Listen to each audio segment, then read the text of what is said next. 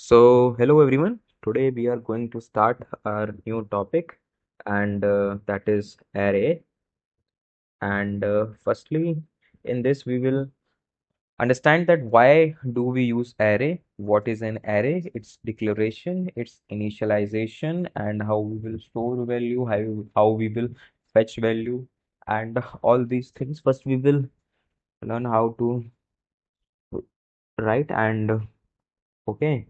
So firstly, we'll start with a good example. Suppose you need to store five integers like 1, 2, 3, 4, 5. And if you are not aware about array, then you will use five variables normally in order to store these variables like int m1, okay, int m2, int m3, and similarly m4 and m5. Okay, but this is not a right way, not a correct way, because it makes our code very lengthy. Not We are not able to properly handle these values in as now they are only five values, but think about you have 100 values or 200 values, then it will not be easy to maintain your code. Then you came to know about array data structure, and you can understand arrays like the a container which can store the elements of a similar data type. Means like this is a container, and here you can store the elements like 1, 2, 3, 4, 5 in a continuous space. Means the elements are stored one after the another without any gap in between them. Okay, like and the element should be of the same data type only. Means in if this is an integer array, then you cannot store an character or any string inside it. And then for characters, you have to make another container like which will consist of only characters like C, A, B, like this. Okay, so by this we can write the definition of the array as an array is a collection of elements of the same data type of the same data type stored in a continuous continuous memory locations and accessed accessed using an index. Okay, so now we can know that how to declare an array, how to declare declaration of array like in Java.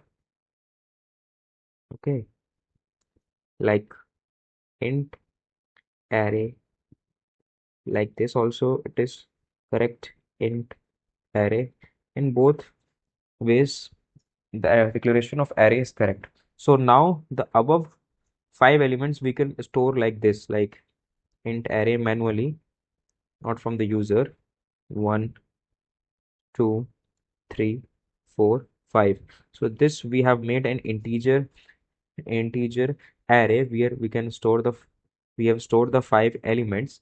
Okay, so now, and similarly we can make the character array where we can store the characters, okay, A, B, and C, and similarly an integer, and here we have stored the three integers. Okay, now we have to study about the indexing in array. Indexing in array helps our which helps us to do certain operations of updation and of updating the array in a big of time. Big matlab means of constant time. Okay, like suppose this is an array or integer array which stores five integers like 11, 22, 33, 44. and 55. So you need to understand that the array indexing is always starts from zero based, means like 0, 1, 2, 3, 4, means the start index is always 0, and thus the end index is always size minus 1, as the size of this array is 5. So here the 5 minus 1, so the last index. So this is the first start index, start, and this one is the end index.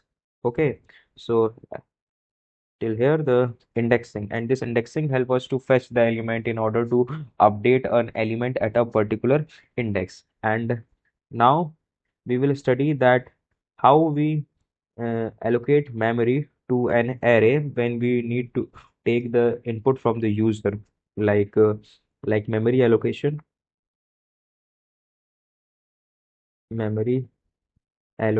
in array. Okay, so the syntax of it is like int array is equals to new int. Okay, here we will give the size of the array, give the size of the array. Okay, like suppose I have given 5. Okay, this you can take from the user only, and so this 5 here means that you have allocated 5 spaces for integers, means 5 empty spaces for the integer, and means these 5 spaces. Okay, now we can initialize. So now we can also initialize. We have to do the initialization. Okay, like array of index 0, we have stored 1. So like this is an a array, like 0, 1, 2, 3, 4 indexing. So at 0 index we have stored 1, means here it is stored 1, and after that a of 1 is 3. So at 1 index we have stored 3. At a of 4 it is 16. So we have stored 16 at index 4, and like a of 2 we have stored 4. So at index 2 we have stored 4, and a of 3 we have like think a of, so at index 3 we have stored 6. Okay, so this is how we do the initialization of the empty array. And now if you want to fetch any element from array, like if you want to fetch the element at index 4, so we will write the name of the array, like the above array name is a, and then we will put the index 4, like we will put the index 4, and this will give you an output as 16. If and if nothing is stored in the array, means like initially you have initialized, not given any allocated memory, but you have not uh, stored any variable side, and you have like given 1 2 3 4 1 0 1 2 3. So if you are asking for the second index, so initially whenever you create an array, generally the value that is being stored by default is 0. So this will give you output as 0 only. Okay, and but there is a also an error which you generally see while creating an index, because sometimes some students make some mistakes.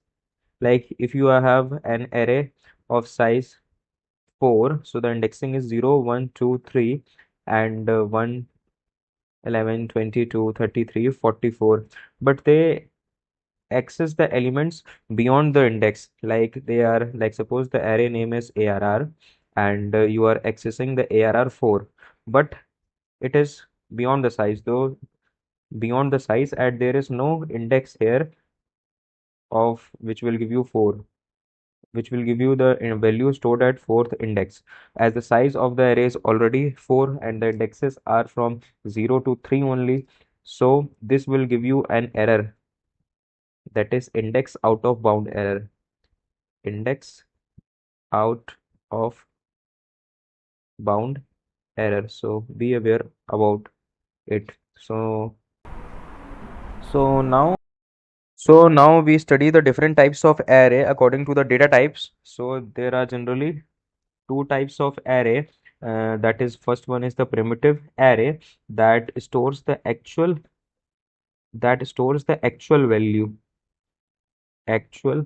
value, like directly in the array the actual value is stored 10, 20, 30, 40 in the memory. For example, the like 1, 2, 3. Okay, and the null values are not allowed here. Null values are not allowed here. Okay, and generally they are used for numbers, chars.